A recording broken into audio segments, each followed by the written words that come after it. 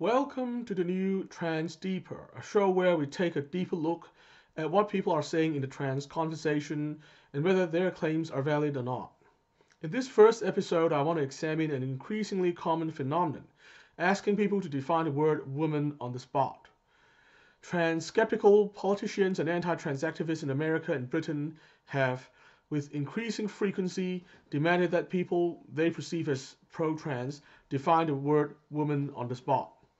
Where they can't do that satisfactorily, it is deemed that they have an agenda to abolish the long-standing understanding of women and sex and gender more generally, as if they were into postmodern queer theory. However, is this a fair way to approach things?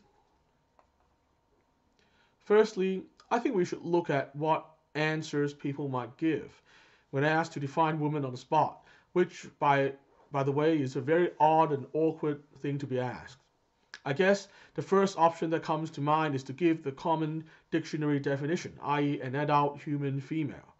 But then again, this definition clarifies nothing because nobody actually disputes the adult and human parts of the definition. It is the female part that is supposedly disputed, which this dictionary definition does not further define. Therefore, the demand to that one define woman is basically a demand to define female. While this question is usually asked in the context of trans rights related controversies, we should acknowledge that even if we leave trans people aside, it is still going to be difficult to define female on the spot. Let's examine the objective facts empirically. If we look at the 99% of the population who aren't trans, there isn't going to be a definition of female that will satisfactorily include every woman and exclude every man. If we go by chromosomes, women with conditions like CAIS are going to be misclassified as men. If we go by anatomy at birth, many intersex women are going to be excluded. If we go by reproductive organs, many infertile women are going to be excluded. These misclassifications and exclusions are not only absurd socially, they are also cruel psychologically, and are likely to have adverse effects on families too.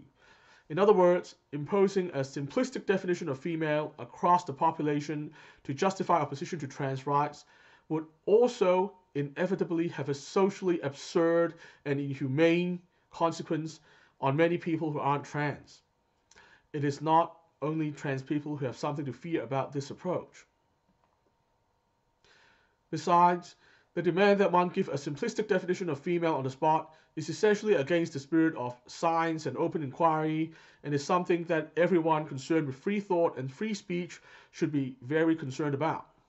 If you ask a biologist or a medical doctor to explain sex differentiation properly, they might give you a lecture that lasts for an hour. Demanding that people who aren't even scientists or doctors give a definition of woman in a context where they only have a few minutes to speak basically means demanding a simplistic definition for a complicated matter, which is anti-science. Requiring people to give a particular simplistic definition of something where the reality is clearly more complicated is literally political correctness at its worst, because it demands that people give an answer that is politically correct in public to avoid trouble, even though they know that it is not factually correct.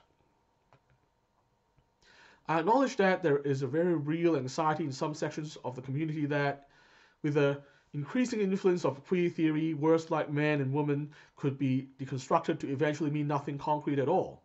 This is an aspect of queer theory that I have strongly disagreed with, both as a pro-science person who is committed to the objective truth and as a trans person who believes that gender deconstruction hinders the formation and communication of stable trans identities.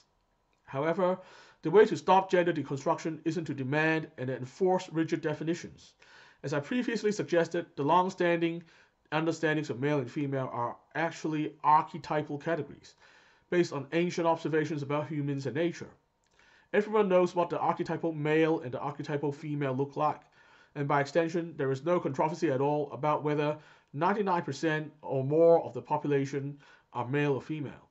In other words, we can preserve the long-standing understandings of male and female just by insisting on the objective existence of the archetypes, and resisting attempts to deconstruct the archetypes by postmodern philosophy.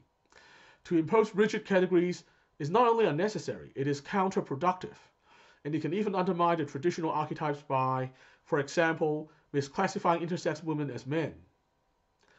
That's all for today. I'll be back next time to discuss another big idea. Remember, on this show, the personalities don't matter, it's the ideas that matter. Until next time, remember to resist conformity and stay positive.